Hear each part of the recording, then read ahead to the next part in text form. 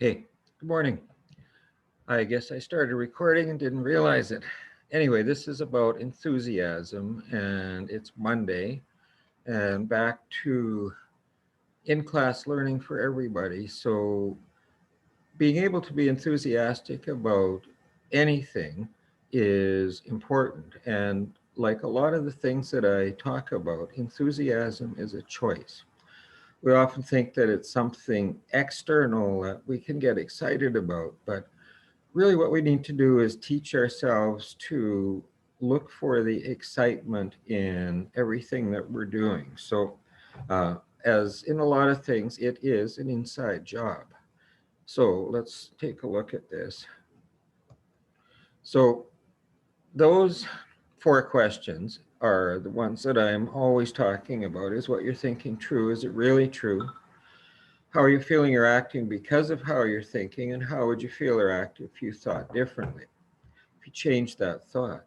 And that seems simple and it also seems complicated, but it is very true that how we feel is determined by how we are thinking about things. So uh, just do this with me, please. Just pay quick attention to how you're feeling before we start. And you might have thought, oh, Jesus, he's going to make us uh, breathe again, or he's going to make us do something. But uh, pay attention to that thought and then see what happens to it as you do this. Mindful breathing. Close your eyes and rest your hands on your knees. Bring your attention to the touch of your body on your seat. Feel the weight of your body on your chair or cushion. Make sure that your back is straight and that you're comfortable.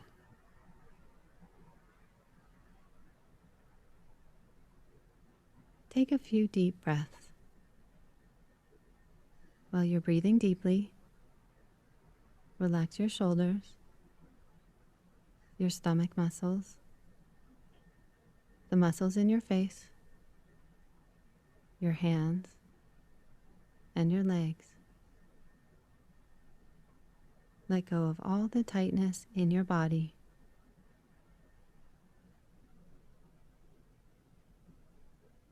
Now bring your attention back to your breath. Notice what it feels like as it enters through your nose, goes down through your throat, filling your lungs, and back out through your nose.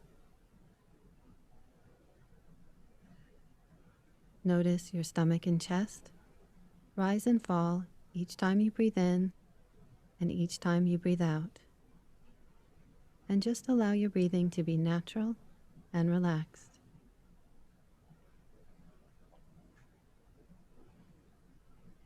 Now bring your attention to the feeling of your breath in your nose.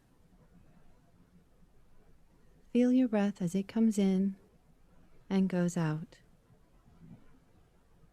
Just focus on this sensation, paying attention to each time you breathe in and each time you breathe out. As you inhale, maybe your breath feels cool. And as you exhale, maybe it feels a little warmer.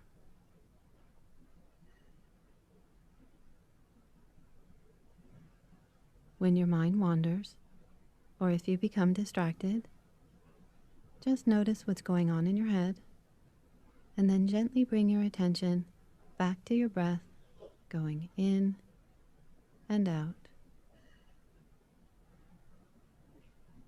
Focus on the feeling of your breath and allow thoughts and feelings to come and go in the background.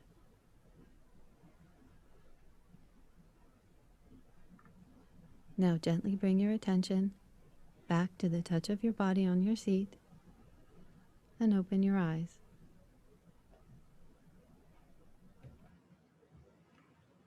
Thank you. So, Mindful breathing. uh, if you if you paid attention to that and followed along with it, one of the interesting things was uh, noticing those random thoughts that wandered in. Like I had a random thought about a picture I took of two geese the other day that I stuck on my thought for the day this morning. I don't know where it came from, but I I noticed it and then brought myself back to my breath. If we can start to do that, if we can start to notice when our mind gets off track of what we're doing, we tend to be way more productive. We tend to feel way less stress, and we tend to have a lot more energy. It takes a lot of energy to try and do 8 or 9 things at once. And if we can focus on what we're doing and get excited about it, look for the good in it, look for the joy in it, those little mini joys that we can find in almost anything if we take the time to look, then life gets pretty interesting. So here's another little TED talk that kind of helps us understand that.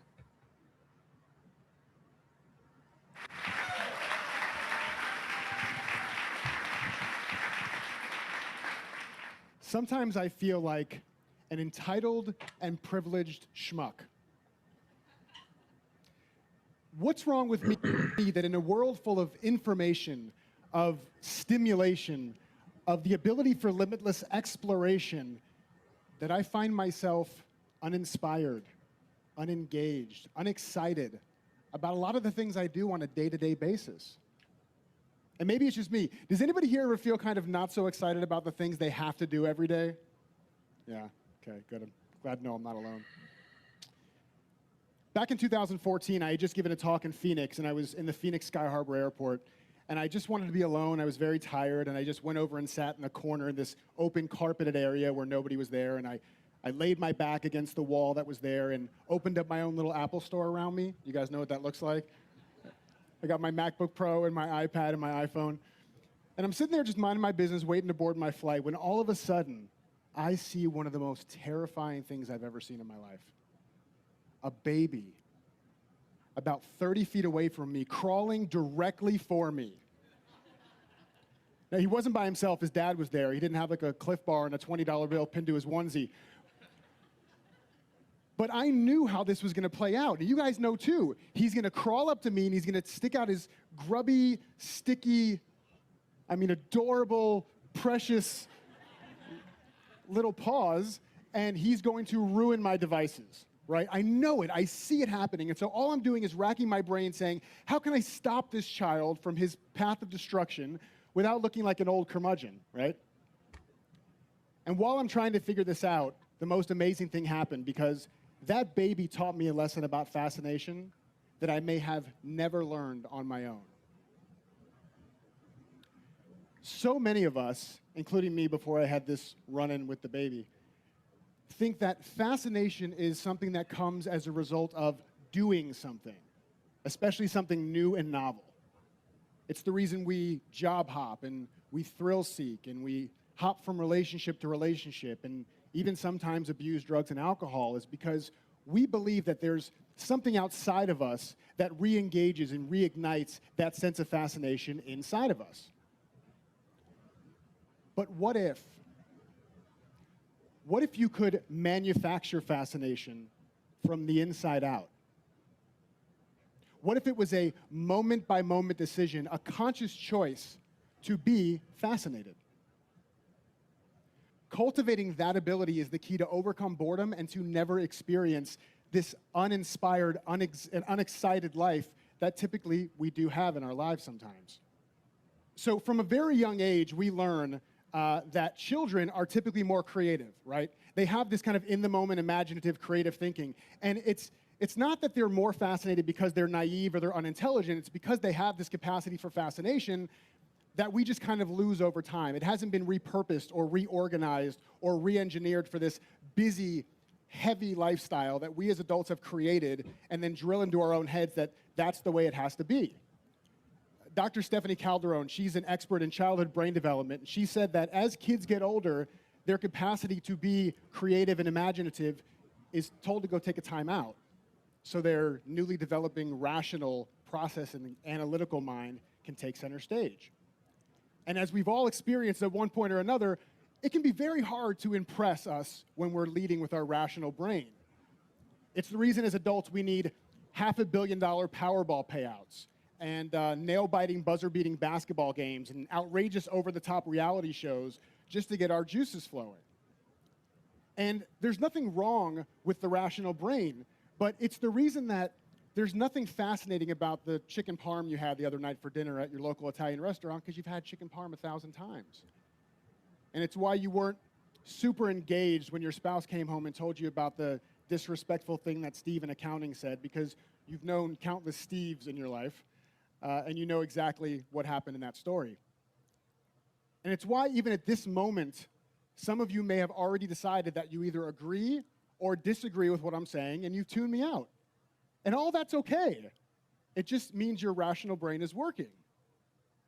I would invite you to unglaze your eyes, because I am going to share something really powerful with you in a minute.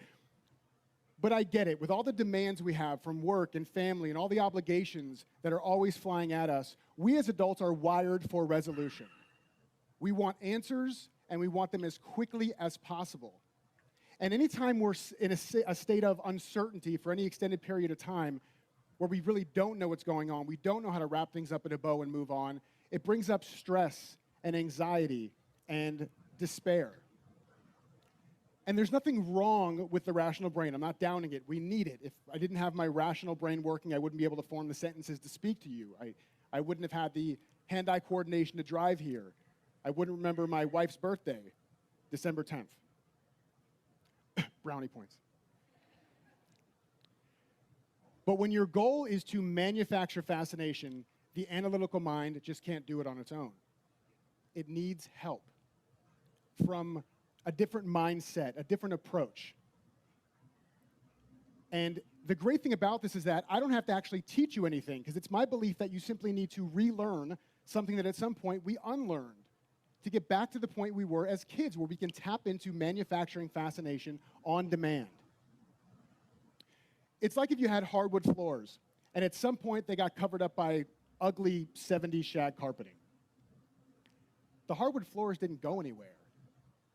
They're lying there, waiting to be rediscovered. So how do we do that? How do we start pulling back the 70s shag carpet so we can bring out these rich, beautiful hardwood floors, so we can tap back into where we were able to manufacture fascination on demand? Well, I'm going to tell you. And it's only 3 words. It's possibly the only 3 words you need to remember from this entire talk, and although it's only 3 words, they can be 3 of the scariest words in the English language, second only to gas station sushi.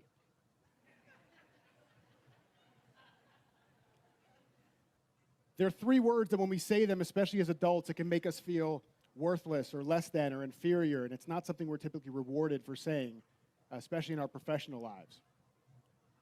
Now, before I tell you, though, I do want to do a quick little exercise with somebody in the audience. Sir, you look easy. Are you easy to work with, guys? Come on. Have you seen a deck of cards before? Are you familiar with what a deck of cards looks like? Okay, great. So if I were to ask you how many cards are on a typical deck of cards, what would you say? 52, very good. And if I were to say how many suits, like diamonds, hearts, how many suits are there in a deck of cards, what would you say? 4, fantastic. And if I were to ask you how many jokers there are in a typical deck of cards, what would you say? 2, beautiful. Give him a round of applause. And you see what happened there? I asked questions that were able to engage his analytical processing mind. He took almost no time to think about it. He called upon his memory. He's seen a deck of cards 1 billion times, and so it was no problem. He knew everything there was to know about a typical deck of cards. So thank you for that. Here, you can take these home as a souvenir.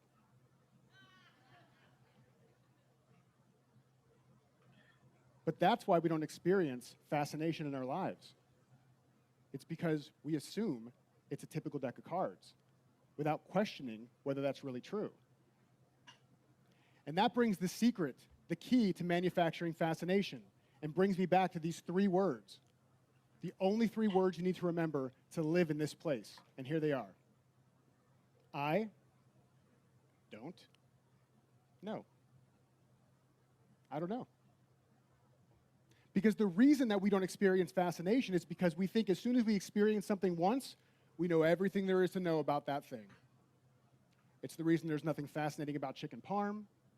You know everything there is to know about the story about Stephen Accounting. You know everything there is to know about a typical deck of cards. But when we slow down and we can admit the truth that if we challenge those assumptions, we may actually find something much more fascinating than we expected, then we can start tapping into being able to manufacture fascination from the inside out. Now, I don't want you to forget those three words, so we're going to say them together. So I'm going to say 1, 2, 3, and then you're going to say, I don't know. You guys ready? Okay, on the count of 3. 1, 2, 3. I don't know. Doesn't that feel empowering? Of course it doesn't. Because when we think that we know something, it makes us feel empowered. It makes us feel like we're good enough. And it's also the thing that separates us from manufacturing fascination. The I don't know mindset changes all of that. Which is all well and good in this room while I'm up on the stage, but this little baby alien is still coming right for me, right? He's now mere feet away from me, and as I brace for impact and I'm kind of squinting and waiting to see all my devices be ruined, he blows my mind by changing his course ever so slightly. And instead of focusing on me and my Apple Store, he focuses on the wall that I've been laying my back against. And I watch in fascination as he crawls up to the wall and goes from being on all fours to doing his best drunk mime impression and climbing his way up the wall until he's standing upright. He is fascinated by this wall. He's experiencing it with all of his being. He rubs his belly against it. He rubbed his face against it. He even licked the wall at one point, which is really disgusting. Where's this kid's father? All right, whatever. But what he showed me in that moment, not being able to be distracted by people walking by or the overhead speaker saying for Mr. and Mrs. Garcia to check in with the gate agent or the TSA officer with the drug-sniffing dog, the fact that he was able to put so much attention on that wall in that moment had me question, how much presence and attention was I bringing to my conversations with my wife, with my clients, with my family and friends? How much love and focus and attention was I bringing to the work that I was putting out into the world? And looking back, it was easy to see when I wasn't doing that because it was the times that I felt the most unengaged, uninspired, and unexcited. And so what that baby taught me in that moment was about the power of attention.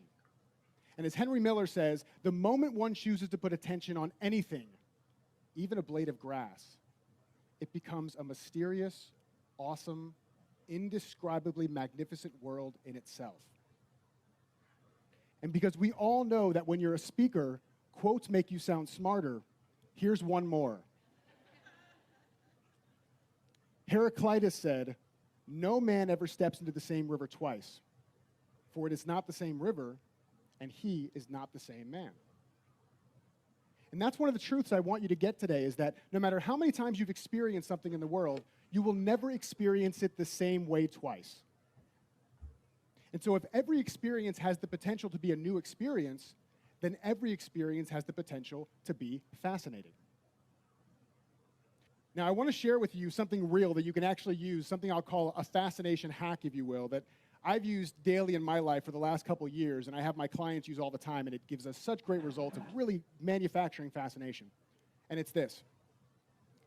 The next time you're doing something seemingly mundane, having a meal you've had 1,000 times, sitting through another staff meeting, grocery shopping, doing the dishes, slow down and take a mental list of all the things that had to perfectly align in the world, all the people, all the circumstances, all the situations, for you to be experiencing that thing in that moment.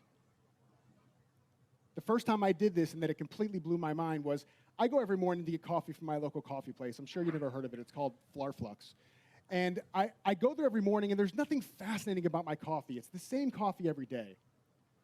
And for whatever reason, one day when they handed me the cup of coffee, I slowed down. And I just looked at the cup. And I thought about the raw materials that had to be processed to make this cup. The machinery that had to be invented to process those materials. The manufacturing plant that had to be created. The people that had to be trained to use all of it.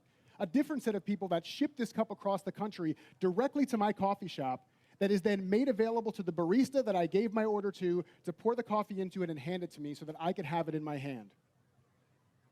Not to mention the stories, the challenges, the situations, everything that encompassed the lives of every single person that took part in my life and the lives of all the people involved in this, just for me to get this cup of coffee. And all of a sudden, that cup of coffee became one of the most miraculous, fascinating things I had ever seen in my life.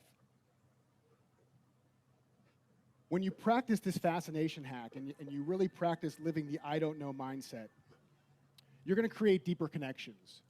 You're going to be able to see miracles in the mundane. You may come up with your best business idea ever, and you may find the solution to a problem that just wasn't available to you when it was your rational mind running the show. So my challenge to you while you're here at TEDx is this. When you're meeting new people, or when you go back to your regular life and you're going to work, or you're going to a networking event, or talking to your spouse, or playing with your kids, as much as your initial reaction may be to speed through, to rush, to find a shortcut, to get through this something, to get to the next something, I would invite you to slow down, to take a deep breath, to get curious, and to see just how miraculous and fascinating everything has the potential to be. And while I don't know if any of this will actually change the world, I'm absolutely fascinated to find out. Thank you. Okay, so wait, I'll turn my camera back on here. There it is. That was complicated and fascinating. So, like I said when I started, mindset is really important. Back in my previous life, when I was an art teacher, one of the things that I would do was send kids out to find a rock or a stick or a blade of grass or a leaf or whatever, and bring it back in and sit and pay attention to it. To not think what it looked like, but to know what it looked like, to examine the textures, examine the colors, examine the shapes.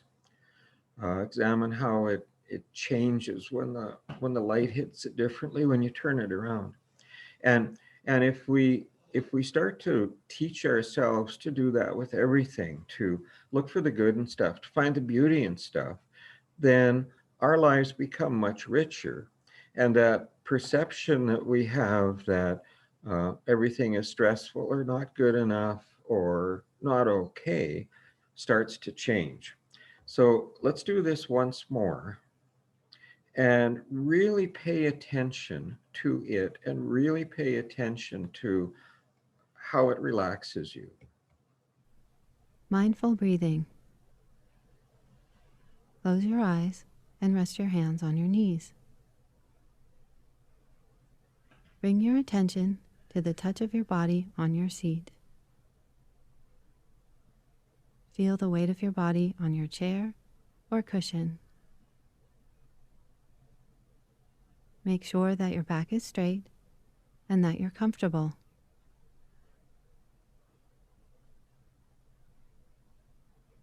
Take a few deep breaths.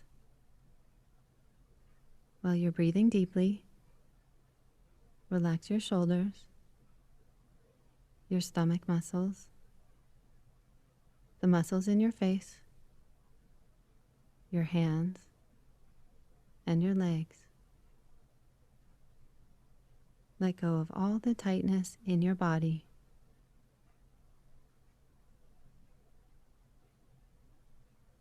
Now bring your attention back to your breath. Notice what it feels like as it enters through your nose, goes down through your throat, filling your lungs, and back out through your nose. Notice your stomach and chest rise and fall each time you breathe in and each time you breathe out. And just allow your breathing to be natural and relaxed.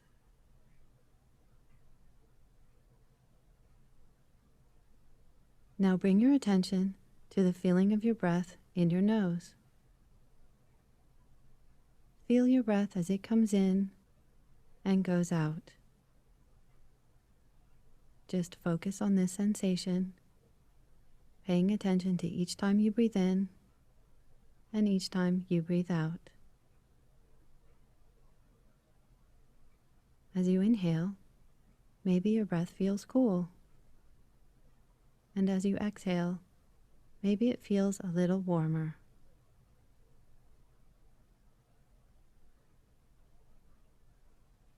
When your mind wanders, or if you become distracted, just notice what's going on in your head, and then gently bring your attention back to your breath, going in and out.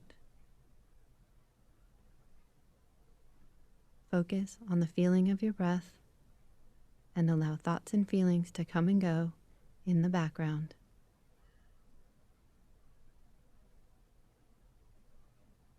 Now gently bring your attention back to the touch of your body on your seat and open your eyes.